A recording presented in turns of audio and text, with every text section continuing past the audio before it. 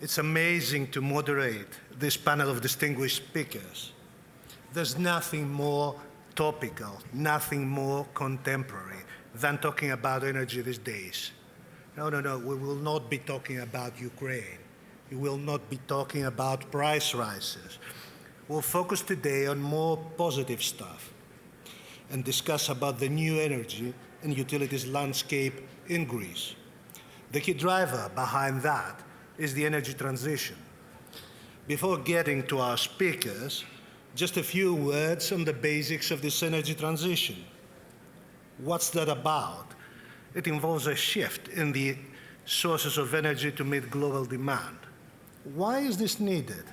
Definitely to tackle climate change. Where is that predominantly affecting? Developing countries. Developing countries are affected not only by global warming disproportionately, but also by CO2 emissions. When do we have to tackle it? Ideally yesterday. Experts say it takes decades for an efficient energy transition. Who has to be on the driver's seat? I guess everybody. But it definitely needs a multi-stakeholder approach, including a broad coalition of state and private sectors. But the most important thing of all is how we tackle it. The task to manage a successful energy transition is an enormously complex one because it must satisfy all three sides of the energy triangle: security and access, environmental sustainability, and of course, economic development growth. We are fortunate to have with us speakers representing all three sides of these energy triangles. We have Ioannis Karampelas, CEO of ADMIE, IPTO, holding Pablo Escondrillas, Managing Director, European Power and Utilities Citi, Mr. Sachinis, CEO of EYDAP, the Athens Water Supply and Sewage Company, Mr. Vasilis Tsaitas, CFO, Hellenic Petroleum, and last but not least, Mr. Vlasios Souflis, Director of International Business Development, Lightsource BP. The floor is yours, guys. Yannis, please start.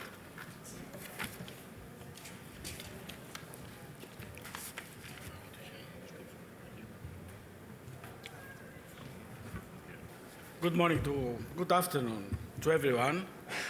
I would like first to congratulate the organizers for this exceptional event and to thank them for the invitation. Over the last 2 years, our planet has been experiencing the dramatic consequences of an extraordinary climate crisis, whereas in Greece we have been witness of extreme heat and extreme weather conditions. At the same time, in recent months, we have all been called upon, at the one side, the representatives of our country's energy sector, and the other side, the businesses and households, to face a shocking crisis in energy prices that began with the gas market but has spilled over to all sectors of the economy. The answer to both of these crises is a common one. It is the change of the energy mix and the transition to the green energy. In December of 2019, the Greek government ratified the first edition of National Energy and Climate Plan, setting the regulatory framework to the green transition and lignite constraint policies of our energy infrastructure. Taking into account the latest development in geopolitical and energy landscape, is it prudent to reconsider our goals? Definitely not. Quite the opposite. I would argue to accelerate the implementation of our government's plans and at the same time avoid to see lignite as the demon of the case. According to experts, Greece has a hidden energy treasure. The geomorphology of the country and its potential in renewable sources make it ideal for the development of offshore wind farm plants as well as pumped storage power generation systems. A model that can turn the country into a battery of Europe with all the subsequent economic benefits and provide an economical solution for electricity in the Greek islands. In addition to that, in a more ambitious shift in our conventional way of thinking, and maybe consider it as a food of thought for another panel back in Greece, it can be the best time to set in use our latest scientific accomplishment regarding the nuclear energy. France, at the moment, faces the least of this problem, as most of its electricity needs are converted by nuclear power plants. On the other hand, there is a significant threat for Germany because a potential block of Russian natural gas supply would hurt over 1/4 of its total industrial activity. We understand that there are concerns when it comes to the construction of nuclear power plants, especially in areas of significant earthquake zones. However, reality shows that places like California in the US, for example, or recent regions of Japan, state had no hesitation to engage in nuclear energy because the power plants are designed to withstand seismic activity under the most stressed scenarios. As for the electricity consumption in households, after the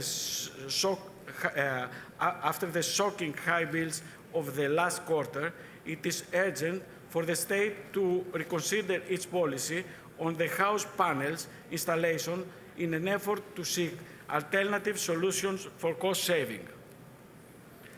IPTO SA, the Greek transmission system operator, has a certain role to play in this complex and difficult objective with a strong commitment for the transition to an energy mix by lead, clear, and renewable forms of energy. This commitment is highlighted in the group's strategic plan, which aims to invest and execute over the next 10 years a program of 5 billion euros in order to interconnect almost all the Aegean islands with a high voltage system of Greek mainland. Cyclades, sporades, and dodekanis, Cyclades, sporades, και δωδεκάνης for the Greeks, will abolish the costly energy incentive but mainly environmentally polluting local production units of oil generators.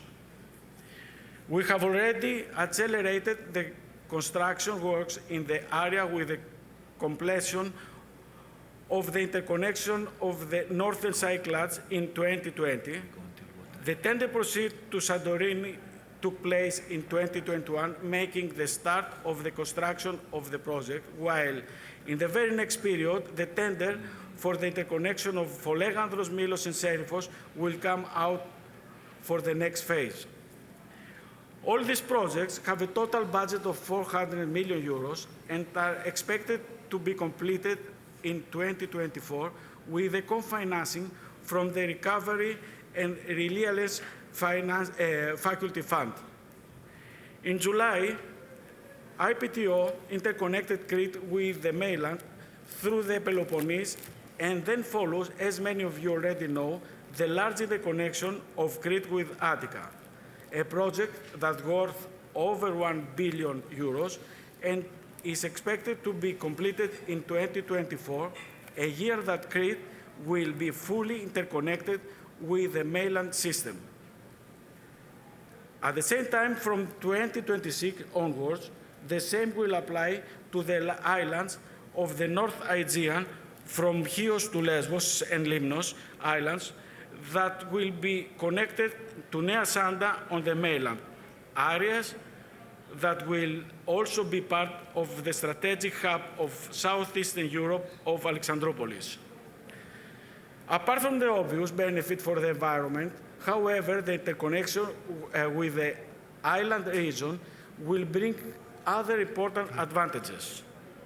We would free up a new electricity installation space of up to 17 gigawatt for RAS integration. We would reduce the cost of public service obligation for consumers. Only from the project of Crete Peloponnese that was completed, consumers save €1 million per day. We enhanced to safeguard the security of uninterrupted power supply to Greek islands in order to respond to the continuous increase in demand that we observe year after year, especially during the summer months. Furthermore, on this, IPTO SA focuses on the development of the international interconnection of our country with Italy, Bulgaria, and Turkey, and soon with Albania and North Macedonia, while in an even more ambitious initiative by the Greek government, we have a priority to create strong energy routes between Europe and Egypt, but also between Europe and Israel, through Greece and Cyprus.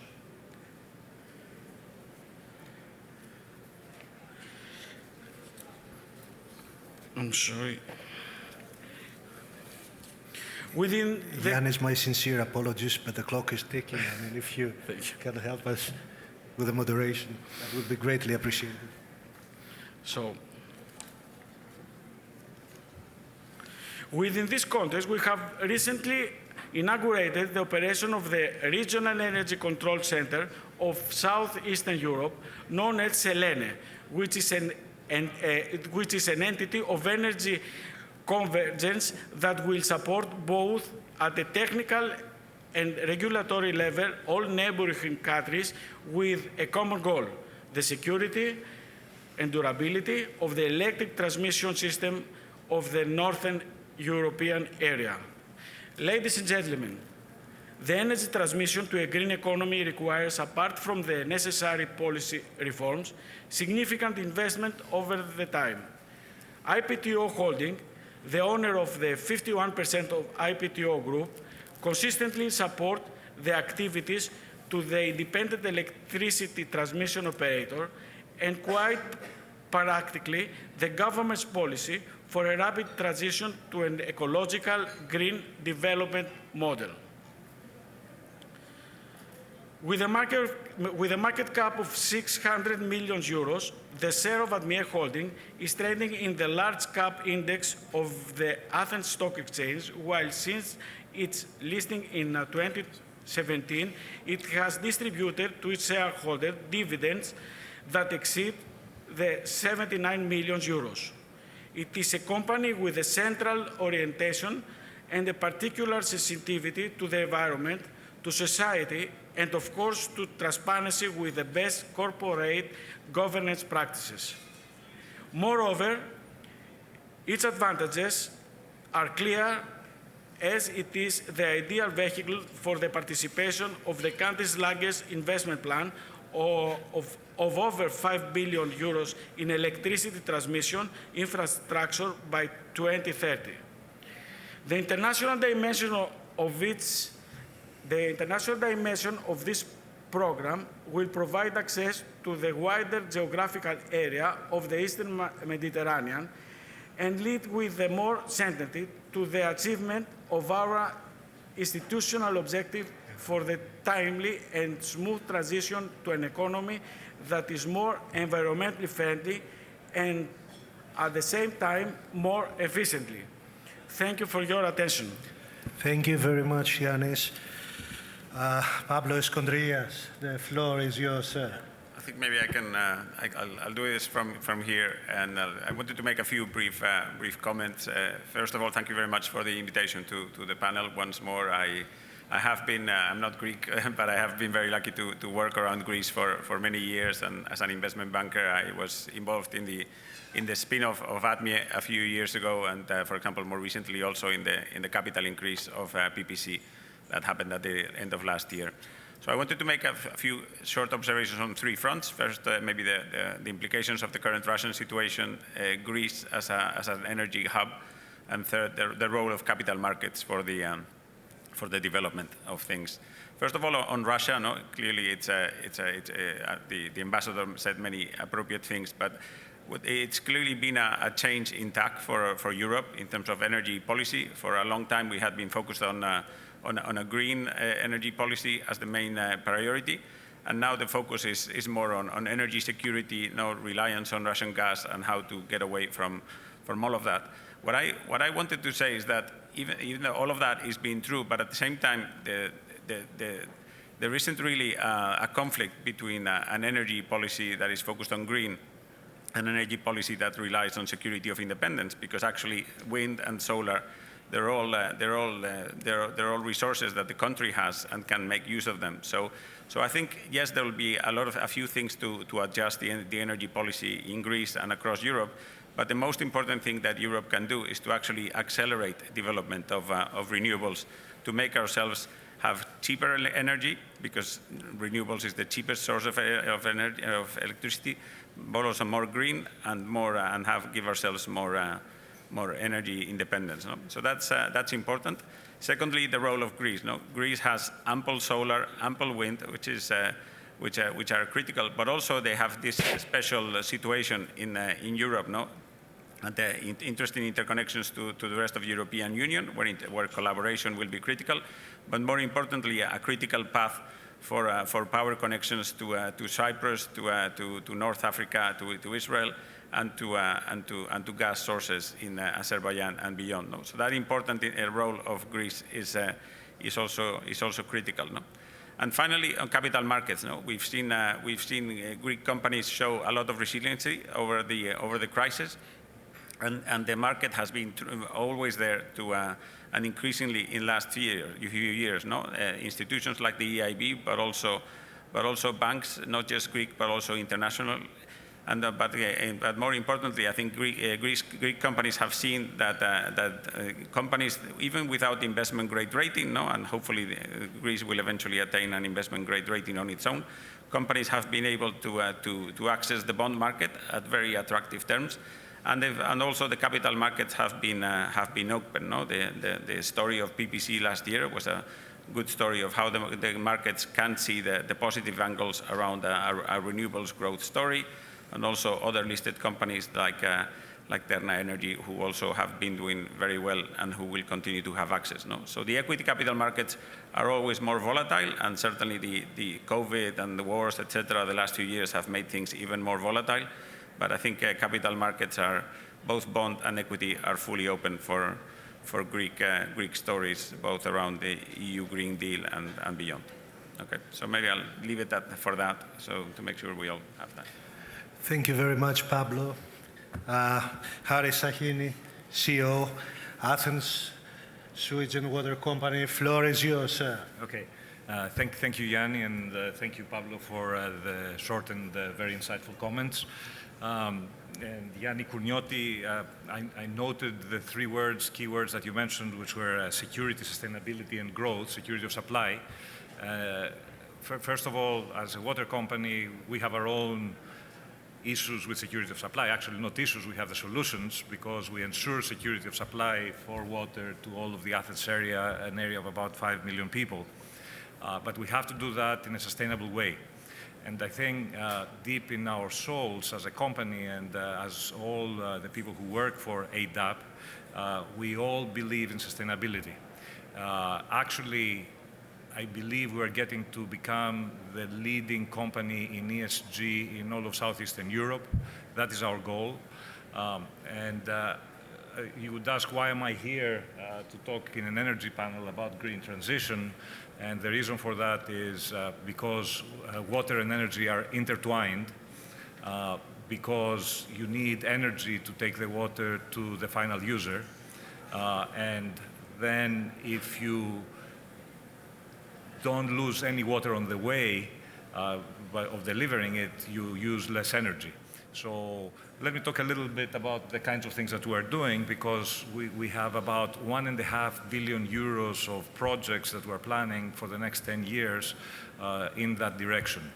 So in terms of energy, we are trying to increase the amount of energy that we're producing. We're now consuming about 200,000 megawatt hours every year, and we're producing ourselves about 50,000 megawatt hours of energy. We're doing that with hydroelectric plants because the water that comes from its sources comes with gravity, so we use that gravity to produce energy. We have built already some photovoltaic plants, and we have quite a lot of land, and we plan to build more photovoltaic plants, and also develop some pump storage along the way of the canals that bring the water to Athens. So we want to produce more energy. At the same time, we want to consume less energy. So most of the energy that we consume is in our pumping stations. So we're trying to optimize the performance of the pumping stations. Even in our buildings, we're going to concentrate our buildings and build a new bioclimatic building with zero energy consumption. We are moving our car fleet to an electric fleet, but we're not stay just on those actions. We produce quite a lot of biogas, the equivalent of about 25,000 megawatt hours in biogas. We use the sludge from the wastewater treatment facilities after we dry it to power cement plants. And we are starting to work on a very interesting project on pumping the water from our major, it's the #2 wastewater treatment plant in all of Europe. We're pumping it up on some barren mountains near Athens. So that's what we're studying right now, to green them. The result of that, because you would say to pump that water would cost you energy, but the result of that is if you green those mountains, the temperature in Athens is going to lower, and then overall you're going to have a net savings in energy in the whole system. So that's something that we're looking into, and that would be a great project, I think, because it would help with the climate in Athens and with energy consumption. But to reduce energy consumption even more, we're working on the smart grid on the water side. We're working on replacing the old water supply systems that we have. And we're also recycling. We're building 5 new wastewater treatment plants. And the water from all of those is going to be recycled and used for irrigation and agriculture in the nearby areas. And I mentioned to you some new things that we're doing, but we're also using some old infrastructure. There is a 2,000-year-old aqueduct that we're going to start using the water from that to actually irrigate parks in its vicinity. It runs across Athens all the way to the center of Athens. It hasn't been used for many, many years, but we're going to start reusing it pretty much zero cost, some funding from the European Union, and that is also going to help with the climate. So we look forward to all these things that we are doing because we have in front of us 20 years of an exclusive agreement that we recently signed with the Greek government. And the other good thing that helps us is that as of the end of this year, there's going to be a new regulatory regime and independent regulator. Actually, this new regulatory regime is going to be very similar to the energy regulatory regime, and the regulator will probably be merged with the energy regulator. So we think that that's going to be very helpful in helping us with all the things that we want to do and all the investments that we plan. Thank you. Thank you very much, Harry, for sharing all this news from EYDAP. Vasilis, Tsaitas, I guess there's plenty to discuss about Hellenic Petroleum and that.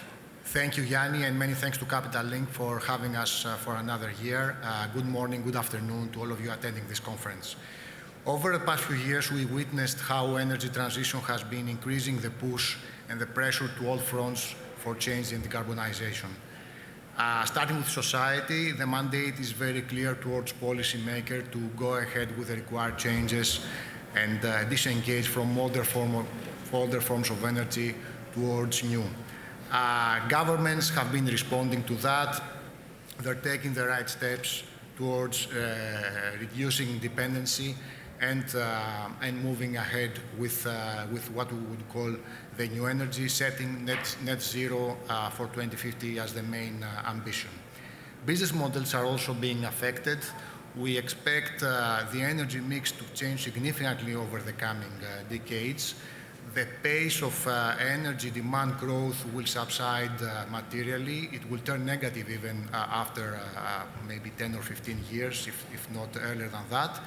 Electricity generation is expected to double over the next 3 decades, and more than double actually, and the renewables will be the dominant feature of this increase. So the push is also affecting capital allocation. Pablo discussed before about capital markets.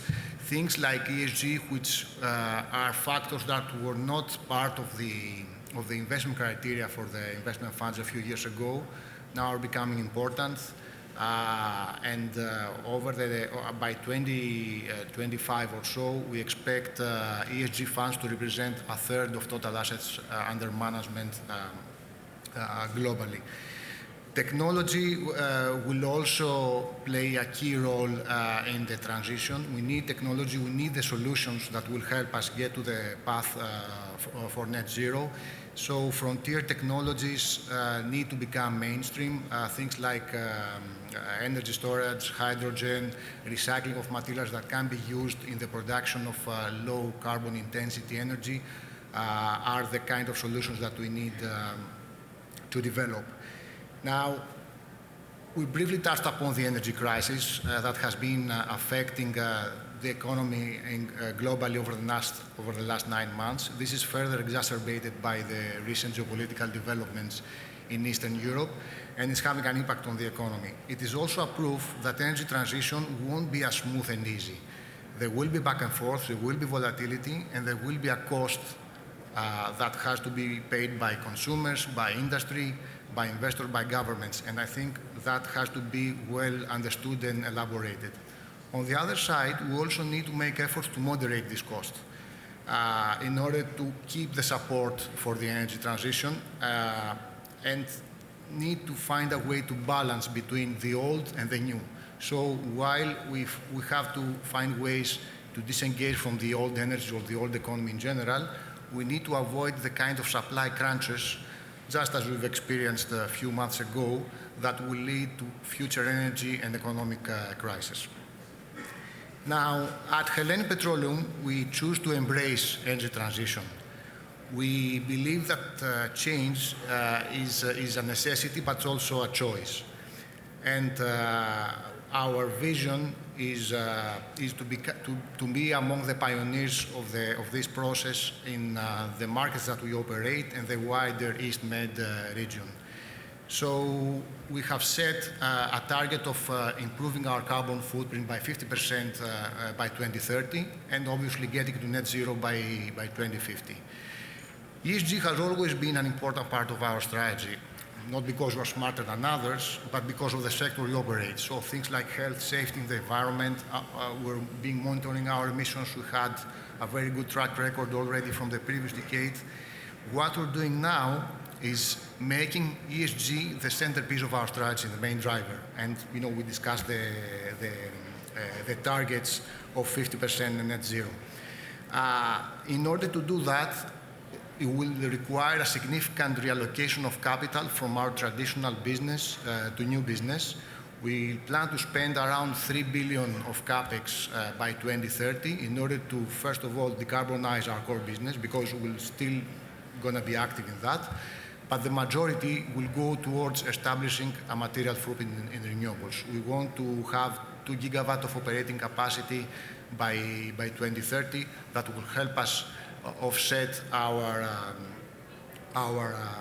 emissions and achieve our 50% improvement target in terms of carbon footprint. Over the last year or so, we managed to get from 26 megawatt operating capacity to almost 300. We are among the fastest growing energy players in the renewable space in terms of operating capacity addition. We recently inaugurated the 204 megawatt PV plant in Kozani, northern Greece. This is the largest renewable project in Greece and the largest bifacial PV plant in Europe. we believe that the project of Kozani is the kind of projects that will help the step changes that we need to achieve the targets that we have set as a company, as a community in general. And we believe that it's also important for all stakeholders, including policymakers and the local communities, to support and facilitate these kind of projects. I'll close here, Yannis, and hand it over to you. Many thanks. Thank you very much, Vasilis. Thank you for sharing all this news about Hellenic Petroleum. Vlasios Souflis, Director of International Business Engagement, Lightsource BP, he will tell us more than a few things about solar and further afield. Vlasi, the floor is yours. Thank you very much for the organization for having us here, and thank you very much again for the intro. Just a few words about Lightsource BP. Lightsource BP is a joint venture, 50-50 between BP and Lightsource. Essentially, Lightsource BP is the global solar arm of BP in the world. At the moment, we operate in 17 countries. We open almost 2 to 3 markets every year, and we predominantly focus on solar and storage. What we do is invest, develop our own or partner up, manage and operate those assets. So at some countries, we keep them. At some other countries, depending on the conditions, we sell some of that portfolio. In general, at the moment, we're building around 1.8 gigawatts of solar, so that's around 800 megawatts of that is actually in this country. The rest is spread out between Europe and Australia. And the targets in general, which are matching essentially being part of an oil super major, is around 25 gigawatts by 2025. In order to achieve that, we need to be building around 4 to 5 gigawatts of solar every year, which we are on track of that because our current pipeline is around 28 gigawatts among the 17 countries that I mentioned, outside of the new ones that will go in. Now, in terms of Greece in particular, our journey started back in 2018. At the time, because of the then current macroeconomic environment, but also the fact that we had to enter into a number of other markets that were much more sizable than the country of Greece. We decided not to move on, and we started then again back in 2018 to look at it, a little bit of a personal element as well there, being Greek myself. But what we've seen was a massive change on the prospects of the country, so kudos to the government on that. The macroeconomics change, the financing, because almost all of solar is done based on project finance, allowed us to basically come back and look at it. What we've done to date is almost half a gigawatt of a pipeline, secured of projects. We have participated in the first energy auction back in May 21, and I think that's very interesting to base a little bit on your intro as well, Yannis, that the pricing at that auction that we won around 140 megawatts on was 38.5 euros a megawatt hour. Now that, at the time, when you compare it with the wholesale energy market price, was 20% lower. If you look at the average wholesale electricity price in December 21, that's 300 euros and upwards per megawatt hour. So you can see the difference and what everybody has been calling about affordable, essentially, energy and renewables. So back on the trifecta of issues. So the first one is obviously climate change. The most recent report comes from the Intergovernmental Panel of Climate Change from the United Nations. We're on a path to a 3.2 degrees Celsius. That's way off whatever else that panel has suggested that has to happen in the world. So no matter what the short-term situation is that we have to solve, and obviously there's serious issues that have to be solved, we cannot forget the long-term plan. And if COVID taught us something, is that there are a number of things that actually affect us all. It doesn't matter where we sit, who we are, and so on. So renewables can solve that element. The second element that you mentioned, Yannis, is pricing. So obviously, as I mentioned before on pricing, that's pretty clear that especially for Greece being so lucky essentially to have an abundance of solar and wind resource, it only makes sense to basically accelerate whatever plans the country has. And if something, again, has shown us with the security question is that all the other European countries are actually accelerating those plans. I have to say that our first project is 225 megawatts, so maybe we'll have the biggest project soon. So we're starting construction back in May, and it's also in the region of Kozani.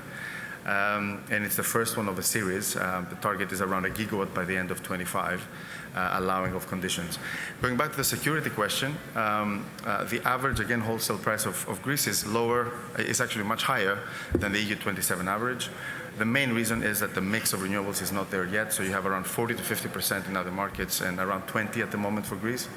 The idea is, of course, to bring that as much as we can to a higher level, because at the same time it's Greek-made, right? So it's electricity made in Greece, and you don't have to basically subsidize wars and all the rest of the things that are happening at the moment.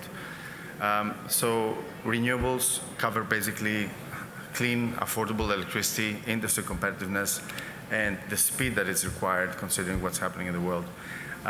Just one point, Germany in the last 2-3 days has announced that they will be accelerating the renewables. They're going to go 100% by 2035. Now, if Germany, and sorry for the German colleagues in the room, the sunshine there is not as good as Greece. So we have the resources to do that. And the question is only, how everybody's basically devoted to actually achieving that. So I'll close that. Thank you very much, Vlasi, for all this interesting stuff. I'm afraid that we have consumed all the time, available for this panel. So unless there is a pressing, need for a question, I will proceed to a very short recap. Anyone who wants to raise a question? There's the hand back there. Yeah. Yes. Very quick question. So you did reference the solar farm in Kozani that was launched. I think it's 200 megawatts nameplate capacity. What is the state of development of distributed energy in Greece? The solar panels that are built near the demand centers, so either commercial, industrial, and then finally solar rooftop. Is there any nascent market for those? Thank you. May I take Vasilis. It's This is Vlasios. Well, I can try and then Vlasios can supplement. Greece started from the distributed market, started from very small sizes, the kind of rooftops, the kind of small plots of land that individual investors were able to do, the kind of hundreds or even half a megawatt of capacity. Now the project in Kozani, which is 204 megawatt, and others under construction in the area are the kind of large projects that we need in order to make the step changes required. So there is an active market, so I completely agree with Vasilis. There is a very active energy community, legislation. There is a number of incentives for individuals who can basically invest up to 2 500 kilowatt plants, so a total of a megawatt as well. So there is a number of incentives that allow basically distributed generation. So the last thing is in November 2021, there was also legislation around allowing the corporate PPA market. So essentially a generator like me can sell directly to a corporate. And I think that will accelerate as well, as we've seen in a number of other markets, solar deployment. Thank you both. Anybody else wishing to raise a question? I see nobody, so it's about time to recap. Just, 2 lines. As with COVID-19 response, successful energy transition requires broad support from society, which begins with a basic understanding of what energy transition actually is. Once understood, it becomes clear that energy transition is not about changing your petrol car with an electric vehicle. A broad coalition of state and private actors is needed to address the problem by developing a mix of solutions that are technically, economically, politically, and socially viable. Thank you very much, and great thanks to our speakers, and I hope to see you all again next year. Have a great day.